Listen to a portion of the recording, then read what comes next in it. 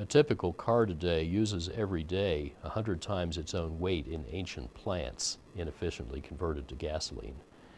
What happens to that fuel energy when it goes in your tank? 7/8 of it gets lost before it gets to the wheels.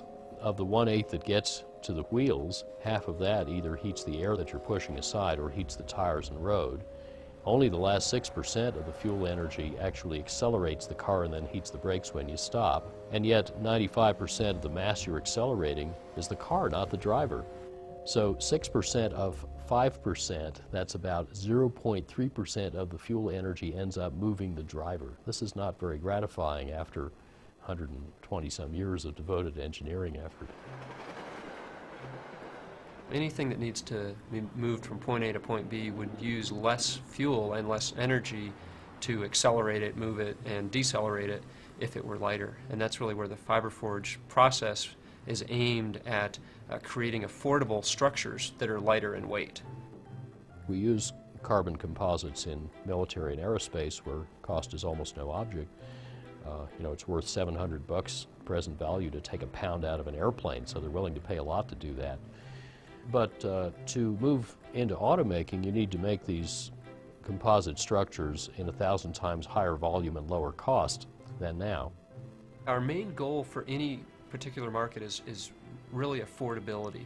And so the way we do that is we try to automate the process to turn the carbon fiber into a finished product that can be stamped. Just like a steel part today in an automobile, you can stamp a thermoplastic tailored blank that's made by the Fiberforge process. The parts are typically designed in industry standard CAD tools, computer-aided design tools, designed for composites in the 3D shape that they're intended to be. And then we take that and flatten it into a 2D shape and translate that into what's called a CAD-CAM system. So computer-aided design, computer-aided manufacturing software system that makes the tool paths for the tailored blank. That is the automatic layup system that makes the tailored blank. What you're seeing is a motion table that moves X, Y, and rotates under a fixed head. It's part of our patented process, and it's laying up the tape a strip at a time next to each other. So we can lay up a blank on the order of a few minutes. This has, I think, 14 layers that are laid down kind of like plywood with the carbon fiber pointing in different directions so you get the strength in the directions you want, not otherwise. Well, then since this is thermoplastic, you can heat it up till it softens, stick it on a hot die, and mold it to the shape you want. The heater heats the blank with infrared energy, and once the blank is, the resin in it's fully molten, it shuttles into the system, and then it gets essentially compressed and frozen in place. You end up with an amazingly strong material. This particular one's tougher than titanium and really stiff, as you can tell from the sound. So plastics have changed since the graduate.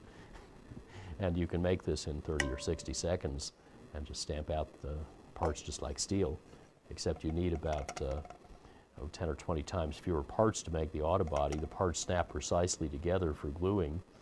No hoists, no jigs, no robots, no welders.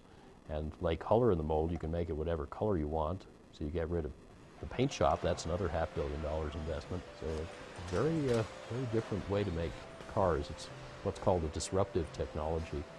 And of course, it's smart for automakers to adopt something like that right away before their competitors do and sell them their steel stamping equipment to slow them down.